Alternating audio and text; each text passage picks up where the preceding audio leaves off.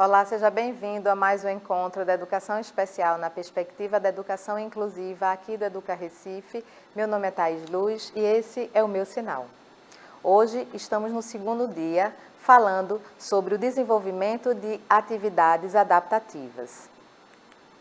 Bom, no nosso momento anterior, nós falamos um pouco sobre o que está envolvendo, o que é o comportamento adaptativo, que ele tem ali a prática, o social e o conceitual, estão todos englobados dentro desse comportamento, que o prático ele está relacionado ao autocuidado, aos cuidados domésticos, ao autocontrole, à organização de tarefas.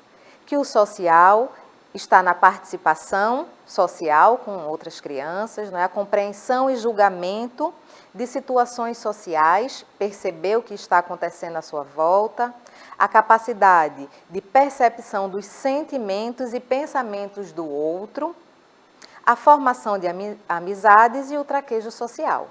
E vimos que também está ligado ao conceitual, linguagem, memória, leitura, escrita, raciocínio matemático.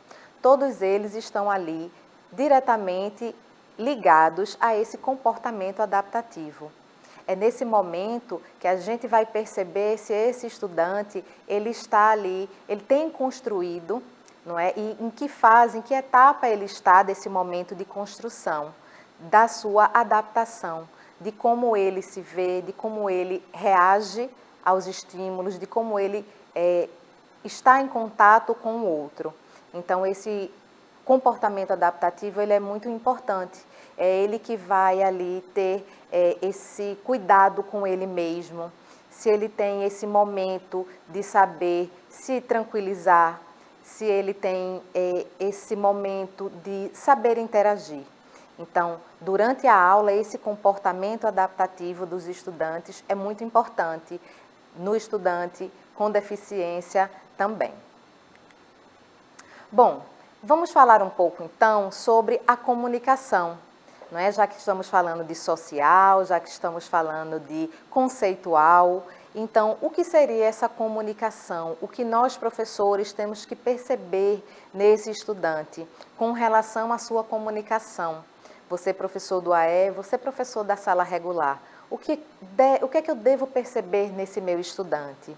Na comunicação dele, essa comunicação receptiva, a comunicação expressiva e na comunicação escrita.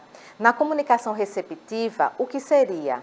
O significado das palavras em seus diferentes contextos. Então, esse estudante, ele está compreendendo o que ele está ouvindo? Será que, ao se comunicar, a pessoa que está falando, ela está conseguindo dizer o que quer de uma forma clara? É importante, principalmente com esse estudante com deficiência, que a pessoa fale com ele da maneira mais clara possível. Então, essa capacidade receptiva desse estudante, ela está ali em sua plena funcionalidade ou não? Já na comunicação expressiva, como esse estudante é a capacidade dele se expressar. Como ele está se expressando? Ele está conseguindo se colocar? Ele está colocando a sua funcionalidade de falar, se comunicar claramente? E quando a gente fala em expressar, a gente não está falando apenas de expressar, de falar. Estamos colocando de qualquer maneira de expressão, seja usando linguagem de sinais, usando a Libras, usando desenhos, usando a fala, usando a mímica. Todas essas expressões, é como a forma em que ele pode se expressar. Então, você, professor, está conseguindo perceber esse estudante, a maneira que ele está se expressando? Ele consegue se expressar de uma maneira clara, que os colegas e os professores estejam compreendendo? E, por fim, a escrita, que seria a transcrição de pensamento através de letras, números, desenhos ou símbolos. Caso esse estudante seja um estudante que ele ainda não desenvolveu sua fala, então ele ali, através da escrita, do desenho, ele consiga se comunicar como está a escrita desse estudante, como está a maneira de se comunicar através dessa escrita, que pode ser desenho, desse estudante.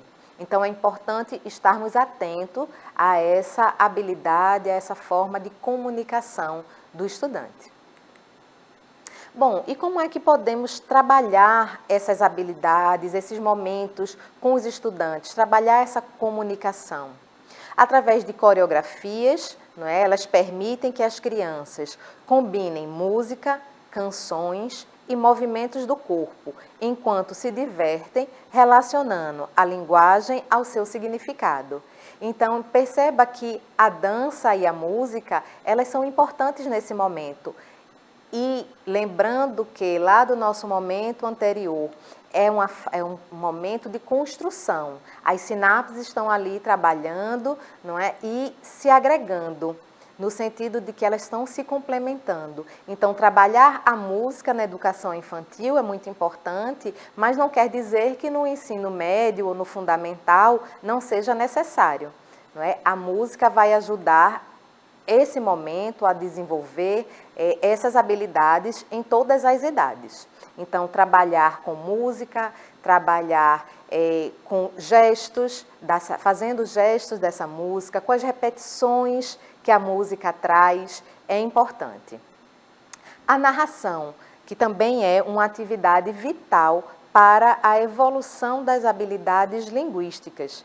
Precisam conter frases repetidas e situações interessantes e previsíveis.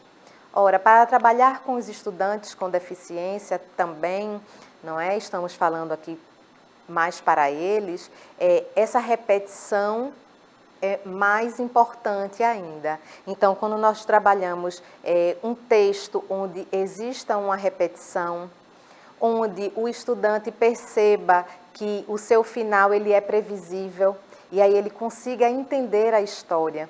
Quando a história ela fica com um final muito aberto ou com várias possibilidades, talvez esse estudante tenha dificuldade em compreender o que está sendo passado ali nessa narrativa para ele, seja na contação de história, no filme. Então, é importante que exista esses momentos, não é? Mas que esse texto ele seja preparado, estruturado para esses estudantes. Também trabalhar com rodas de conversa, não é? Sobre reportagem, criar situações de interação comunicativa, mímica, desenhar, escrever sobre o tema visto. Perceba que aqui nós temos essas rodas de conversa e reportagem, aí já coloca-se um público maior, não é? Estudantes com faixa etária maior do que a de educação infantil. Claro que pode ser também um círculo com narrativas de histórias, a questão de criar situações de interação comunicativa. Como é que eu crio, Thaís, essa situação? Então, quando você oferece ao estudante algum material que está faltando e você entrega propositalmente esse material com essa falta para estimular esse estudante a pedir, a se colocar, a se comunicar, a dizer que está faltando alguma coisa.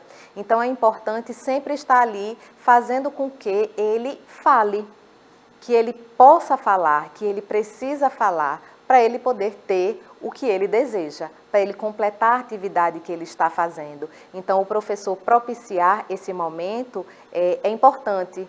De vez em quando, estar ali fazendo com que, estimulando essa fala desse estudante.